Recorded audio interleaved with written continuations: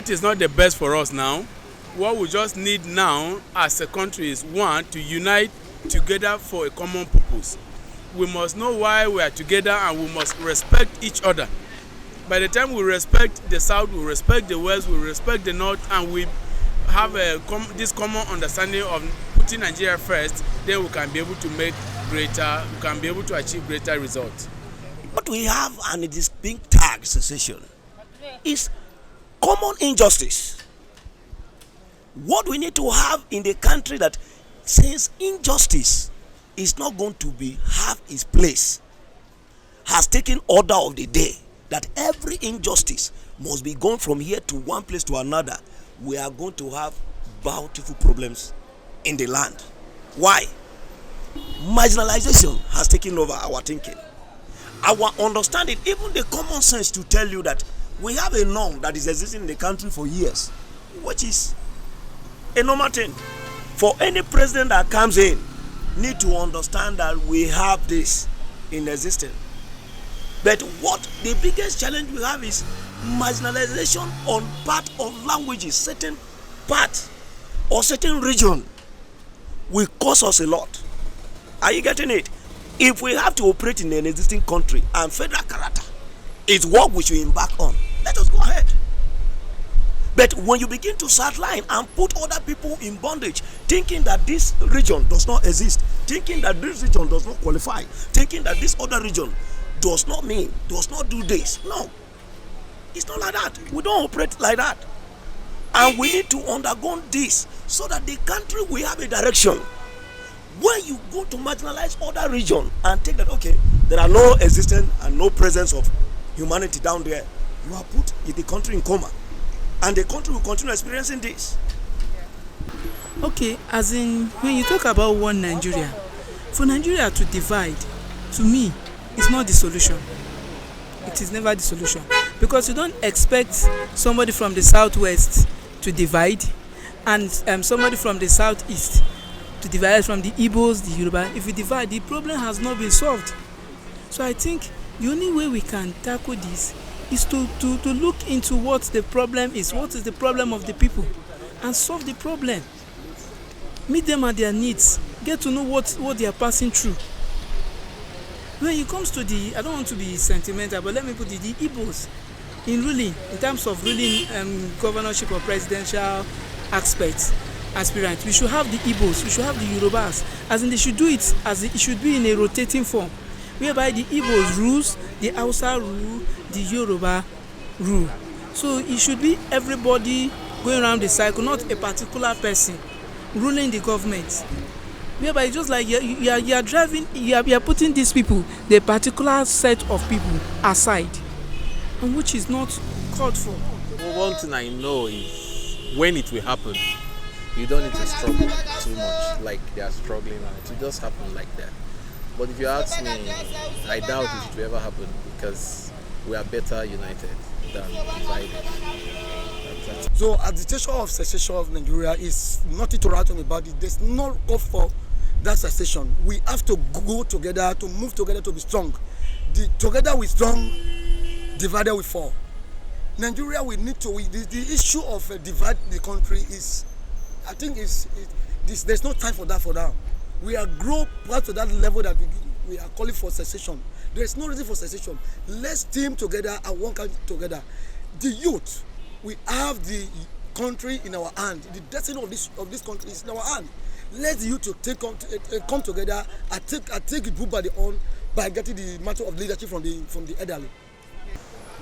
Well, secession for now is political, as far as I am concerned, because secession comes most time when the country is getting close to election, and that's where you see that the height increases. The demand for secession, the call for restructuring through federalism, all of these call, you see it in the peak when it is close to electioneering year, and that to an extent is also not palatable.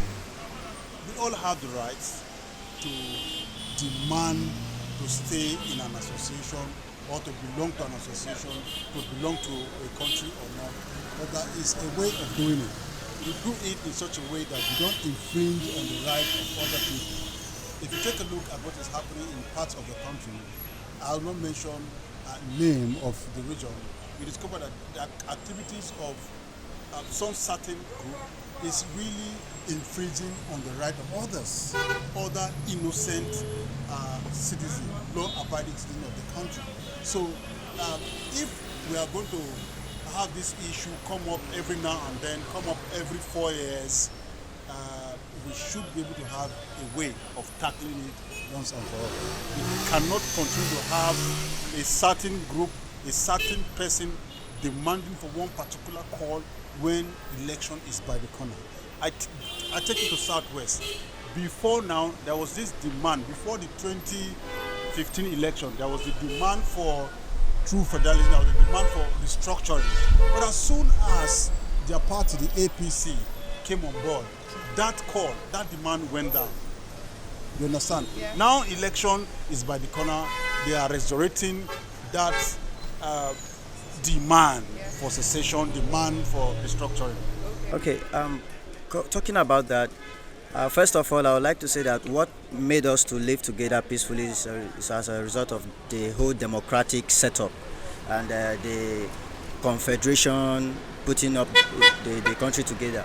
And we can see that over the years, right from 1970 or 1963 even, it has proved not to be working well. And a part of the country have been trying to separate, while the other have been trying to come to still be together at all costs. We need to look at it from the root. To me, being together is not bad. And same again, being separated for a good reason is not still bad. So let's look at the reason why it is not working. The reason why it is not working is that there are too many dichotomy in the system. The language, the culture, the religion, the belief, the ideology, the way the people live and think and act is different from each other. But it doesn't mean they cannot stay together. So if, of course, after 50 years of being federated together, we cannot keep living, I think if separation is a solution, we can try that. But staying together also can work, in the sense that if democracy can be instituted at its peak, then we can live together. Because democracy is seen as a system of government whereby people can work no matter their differences, and people work based on election, based on the people's choice, and the people who are elected there are to do what the people want. So there's no sentiment. Whether you're from same dialect or from different communities, there's no issue about it. So the people can live together if the institution, which is the government, the governing institution, can pick the kind of government that is more suitable, which is democracy, and perform it to its maximum level. Else, the country should just break. But as you can see now, the country cannot work because there are some cabals in the government that are actually very sentimental against other ethnic groups, against other people who are not actually maybe in the same religion. It could be dialect, or their ideology is just different. Then lastly, the party system, which is part of the element in democracy, is like a war zone in Nigeria.